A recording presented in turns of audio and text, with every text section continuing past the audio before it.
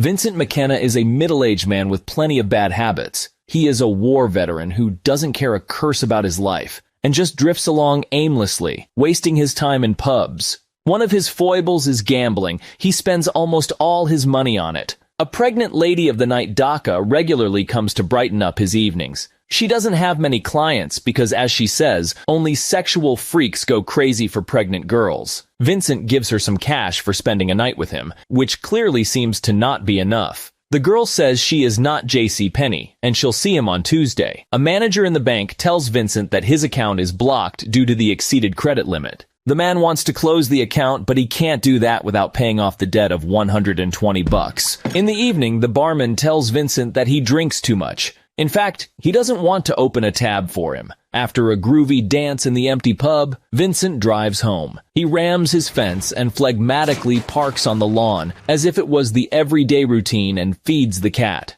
Trying to crush some ice for his drink, Vincent hurts his finger. After that, he slips on the ice chips and strikes his head against the cupboard, falling unconscious. In the morning, a cargo van tries to park near his house and breaks a tree branch, which falls on Vincent's car. The shouting awakes him, and he walks outside to see what happened. His face is covered with blood. Vincent sees that his car, the fence, and the tree have been damaged. Maggie, a middle-aged woman, comes up to them and says that she and her son are Vincent's new neighbors, and she hired the workers to move to a new place. Well, the car is an antique, Missy. I mean, it's worth a lot. Then I'll take care of it. You don't got no money. What? I mean, no offense, but you just don't look like you do. No, I will sue the moving company. You can buck up for the fence and the tree. She agrees to pay for the damaged fence and tree. In the morning, Maggie takes her son to the bus stop from where he has to go to school and checks if he got his keys and phone. She says that she can't pick him up, so he will have to get home by himself. Oliver enters his new classroom at St. Patrick's School. Children greet him, and the teacher asks Oliver to say a prayer, but Oliver tells him that he is a Jew. It turns out that his classmates represent different religions, and all faiths are welcome here. Oliver says a prayer of 3 words and takes his seat. The subject of the lesson is Catholic saints. Meanwhile, Vincent bets on the races. He lost and is upset. A guy approaches him, takes his beer, and says that since Vincent keeps losing, he'd better get used to it and pay off his debt. Vincent is broke, so he asks for a month of delay. The guy compromises and gives him 2 weeks. It's gym class at school, and Oliver's having a hard time. The teacher even asked if he had exercised before. In the locker room, Oliver gets bullied by a classmate, and his locker is empty. He leaves the school wearing just a vest and shorts. After roaming around a little, Oliver gets to his house but finds out that the keys are in the stolen clothes. He tries to get inside through the basement window and over the fence, but he can't do that. Then, Oliver goes to their neighbor to call his mom, but she can't pick up the phone, and he leaves a message on the answering machine, saying that he has to stay with their neighbor, an angry old man. Vincent is not willing to talk. Maggie calls back, hoping that Oliver can stay with him for a while and do his homework. But Vincent doesn't want to be a babysitter for free, and asks for $12 an hour. Oliver's mom has no choice, and agrees. Vincent's cat purrs in Oliver's hands, and Vince says the cat doesn't like random people, but the kid knows how to make nice with animals. For dinner, Vincent offers his variant of sushi, made from hard biscuits and canned sardines. When Maggie comes for her son after work, Vince doesn't want to communicate and takes the money without giving the change. He asks how comes that Oliver's left unsupervised and where his father was. Maggie explains that they just moved here, and they didn't get along with his dad quite well. Vince is willing to keep an eye on the kid for a couple of hours a day for a fee. The price would be the same if he has to feed the kid, and $11 per hour if Oliver brings his own meal. Maggie agrees. At home, Maggie and Oliver discuss their new nanny. Oliver says he's kind of fun, if not being so grumpy. In the strip bar, pregnant Daka does her pole dancing. It's getting pretty hard for her, but she doesn't even have money for an ultrasound scan. Can't dance no more. Well, that's a surprise. I need the money, Vin. This stupid bump is costing me much money. He's gonna cost you a lot more pretty soon. At school, kids study the concept of a saint. They tell how they understand it and what famous saints they know. Maggie's going to go and pick her son up, but she has to substitute another employee at the hospital, and she's forced to ask Vincent for help. Vince picks up Oliver from school. On the way, they set the rules of communication. Then Vince makes a stop and sends Oliver to call his mom from a payphone, pouring him some coins together with cigarette stubs. Oliver goes to the phone, drops the coins, and dials the number. At that moment, his classmates appear from around the corner. One of them, Robert, lashes out at Oliver and abuses him. Oliver slaps him in the face. After that, Robert gives him a thrashing. Vincent walks up to them and calls the bully by name, saying that he knows his family and he can treat their moms the same way they treat Oliver. Then Vince drives the bullies off and helps his ward get up. They leave. Vince asks where he learned to slap and whether his father taught him how to defend himself. Treating his bleeding nose with a handkerchief, Oliver says his father is a pacifist. He's a smart kid, and he's got a good opinion about everything. They drive up to some building. Oliver is carrying a laundry basket. Vincent doesn't explain where they are or why they're here. He puts on a white coat and enters the ward to see Sandy, a woman of his age. She recognizes him as her doctor. It's her birthday. He listens to her, and she asks to tell the staff that she doesn't like green beans with bacon. Oliver puts things out of the basket. Vince finishes the survey and tells her that she's beautiful, and Oliver says the same. Then they take her things, but Anna, the girl at the reception, says that they can wash them themselves because they have a laundry. Vince says that Sandy likes broccoli. She doesn't like the string beans. I'll make a note, Vin. What'd she prefer? Broccoli. Broccoli's good. Vincent teaches Oliver how to defend himself. Oliver doesn't know how to do this at all, and he doesn't really want to, but Vince thinks it's necessary. With a cigarette and a glass in his hands, he begins to teach the kid. After work, when Maggie walks to her car, Maggie Bronstein. I have mace! Okay, I've got papers. a man approaches and hands her a subpoena from her ex-husband. When she comes to take Oliver, he's sleeping on the couch. Maggie is crying. She's upset by the news of the upcoming trial. She realizes that her husband will seek custody of their son. During the ultrasound scan, Daka learns that she has the girl. She's very pleased to know that. They can't use Vince's insurance to pay for the procedure, and he gives $20 in cash. When Maggie comes for her son, he mows the lawn in Vincent's backyard while he sleeps. Mom's surprised, but that is Vince's way to teach life to the kid. Oliver likes to mow, even though there's not much grass there. During the gym class, Oliver gets attacked by Robert, who smashes his nose with a ball. Oliver gets wild and lashes back at him, screaming and calling him names. He punches the annoying bully in the face and knocks him out. After school, he rushes home to announce this small victory to his mentor. Daka meets him at the door. Oliver demonstrates the blow to Vince several times. Oliver asks who Daka is and gets an answer that she is a lady of the night. Vincent takes Oliver to the races and teaches him how to bet. Their horse wins, but Vincent asks the kid to pretend that they lost, because Vince owes cash to a loan shark who's looking at them right now. They take their winnings and run to the car. They come to the bank, where Vincent hands over the money to the manager and asks him to settle his debt and open an account in the name of his grandson. They're having a great time, eating ice cream and fooling around in the bar. Meanwhile, Maggie's got a message from the principal, who said that Oliver got into a fight. She's trying to reach Vince, but he's not at home. He's at the bar with Oliver. The boy asks the bartender for more cola and his nanny for more booze. The bartender says that he is out of bourbon and this place isn't for kids. Vince finishes off his glass and accidentally breaks it, hurting his hand. Oliver's mom is waiting for them outside the house. She's upset, having no clue where her son is. She asks Vince if he knows anything about the fight at school. Yeah, Oliver said something to him, Vince replies.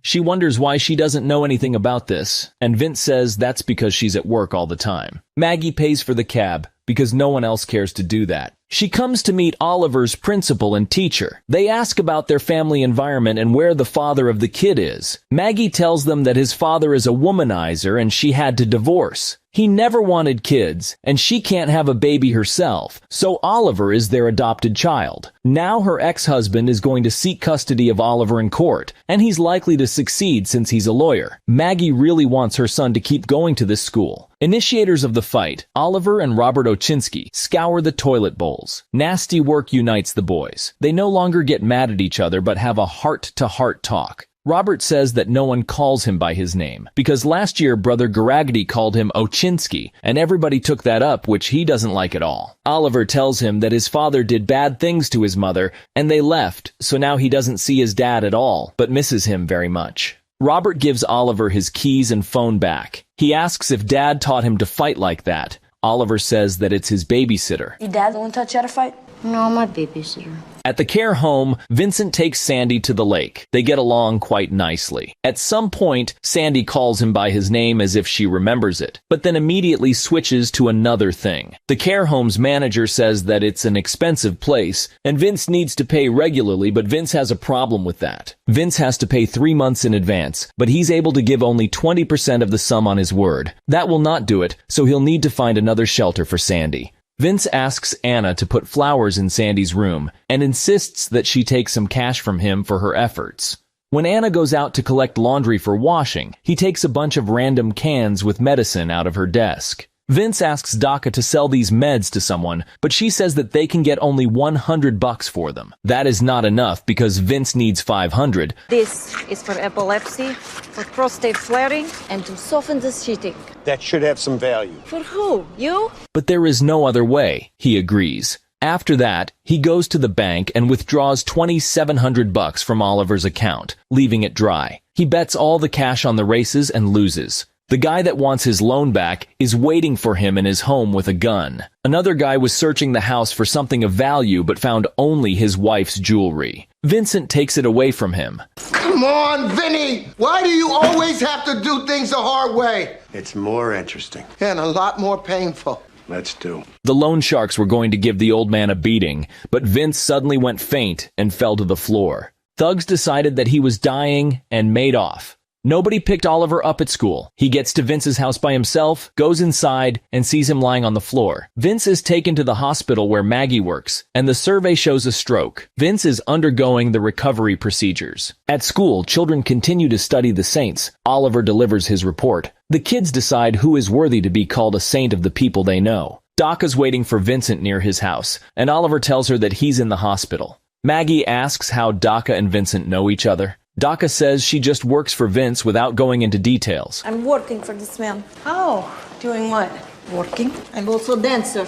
In the hospital, Vince is learning to talk anew. He struggles very much, but still manages to say that he doesn't want to see that dipshit anymore. That's how he calls the doctor. Out of spite, he flings his stuff to the floor. Today, he has to study for another hour, and his friends are going to have a bite. Daka asks Maggie to give her some cash to get a snack. Is that Vince? Baby? Yeah. I like to stay away from the whole situation. She buys a candy bar from the vending machine, takes another 2 for free, and treats Maggie and Oliver. Daka keeps Vincent's house clean and tidy, and Oliver helps him to study. And the opposite is true. All of Vince's friends teamed up and help him together. Everyone does what he or she can. Oliver managed to bring Felix to the hospital, so Vince got a chance to see his pet. They raced each other in wheelchairs and Vince managed to win. It's time to go home. Vincent walks with a stick. He sees his apartment nice and clean and asks where all his mess is. Where's my dirt?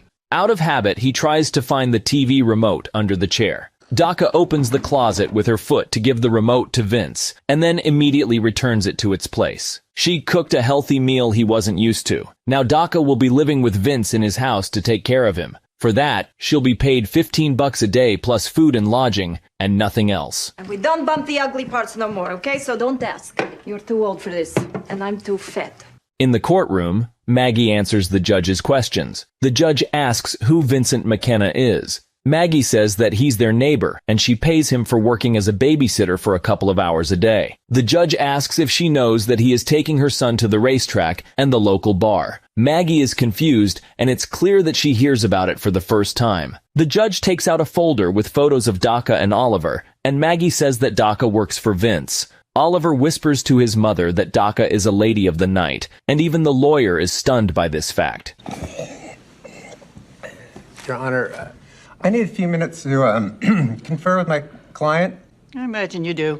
After the trial, Maggie talks to her son resentfully. She can't wrap her head around horse racing, bars, and a stripper, but Oliver has learned that everything makes sense. The horse betting taught him some math, time spent in a bar is like sociology, and Daka's lifestyle is about biology and commerce. Maggie's in a hurry to see Vince. She's mad at him, and thinks it is his fault that both parents now have custody of her son. But Vince says it was her mistake to entrust Oliver to a man like him, and the kid needs some more than an overworked mother. Maggie says that Oliver will never come again and leaves. Vince's answering machine has 7 messages. They're from the care center. Anna says she has some bad news about Sandy. Vincent immediately understands everything. He feels weak and cries openly. Daka takes him to the care center. There's another woman in Sandy's room. The manager gives Vincent a box with a sign saying Sandy McKenna. It's all her things. Vince wants to know where Sandy is. He is told that Sandy died a few weeks ago, and since they couldn't reach him, they did everything as he ordered and cremated her. Her ashes are in the box. Vince is heavily depressed. Vince and Daka are on the beach where he used to sit with Sandy. They now just enjoy the tranquility of this place. Maggie picks up Oliver from school. The woman named Imelda is following them everywhere. She was hired by Oliver's father to look after the kid. Now Oliver has to move between towns from Maggie to his dad and back, but he's fine with that. Oliver tells his mother that he knows about his father's regular cheating, and she is very surprised to hear that, but she herself revealed it to many people. And besides, this is in her Facebook status. Vincent's sitting in the backyard. Oliver comes in, and Imelda gives him 1 minute to talk. Oliver learns that Sandy has passed away, and condolences Vince's loss. Vince says that he never understood the meaning of these because one could simply ask what she was like, how much he misses her, and what will he do now. Oliver listens with tears in his eyes. Vince tells Oliver not to live the life as he did, and find his own way. He says bitterly that he doesn't think of himself as an example to others, and that Oliver is a fool who knows nothing about him. Oliver does not argue with him. Barely holding back his tears, he says that Vincent is something more than just an angry old drunkard, and he is sad for him not being happy. With this, Oliver leaves. Vince is left all by himself. He's looking at Sandy's box. He says he loves her so much, then collects the rest of the things that remind him of her, removes all the photos from the shelves, and takes them all to the trash can. Oliver sees it through the window and comes down to have a look. He finds a photo of Sergeant Vincent McKenna taken in Vietnam in 1965. At school, the teacher Brother Garakti makes a reminder that in 2 weeks, children will deliver the reports named Saints Among Us on stage. When the kids were leaving the classroom, the teacher told Ochinsky to avoid filler words in his speech, and Oliver asked not to call his friend Ochinsky because his name is Robert. Daka and Vince buy a crib in the baby shop. Vincent quietly swaps the price tag so that the mother-to-be could take the one she likes. Daka prepares to become a mother and reads relevant literature. And Oliver is gathering information about Vincent McKenna. He talks to his acquaintances in the bar, views his photos, interviews Anna at the care center, and asks Daka about him. Together with Almenda and Robert, they repair the broken fence near Vince's house. His father picks him up after school, and Oliver is happy about it. It's a big day. Oliver's going to deliver a report. His mom took a day off from work to help him prepare and cook breakfast. Oliver says he loves her, and his mom says the same. They're having breakfast together. In Vincent's house, Daka runs down the stairs and yells that her water just broke and they need to go right away. At school, the seminar named Saints Among Us begins. Brother Garati makes an opening statement and gives the floor to the first speaker. Oliver's mom and dad, his buddies, and even Anna from the care center are there. Daka and Vince drive like blazes. It's Oliver Bronstein's turn to deliver his speech. Daka and Vince stop by the school, and he sees that she tricked him. They head to the hall. Daka runs in first and sits down. Vincent comes in after her. At that moment, Oliver is reading his biography, speaking about his deeds, not trying to hide his sullen temper, but putting his kindly heart first. He tells about his merits to the country and the ordinary people, from laundry to being a babysitter who teaches how to live and how to fight. On the wall, there are photos of Vince and his cherished people, his comrades in arms and his beloved Sandy, who recently passed away. Vincent's eyes are full of tears. He remains standing in the middle of the hall, and Oliver keeps speaking from his very heart, as if he is defending this title for his loved one. Citing one quality after another, and one comparison after another, he left no room for doubt as to the dignity of this person. Oliver presents his friend and babysitter Vincent for sainthood and proclaims him Saint Vincent of Sheepshead Bay. There are no indifferent people left in the audience. Everyone applauds. Swaying his feet, Vincent walks to the stage with tears in his eyes. Everyone is looking at him, touched Daka, excited Anna, smiling Oliver's dad and Maggie. Vince climbs up to the stage and bows. Oliver places a well-deserved medal around his neck, carefully straightens it out, and says, "Thank you, sir." Thank you, kid.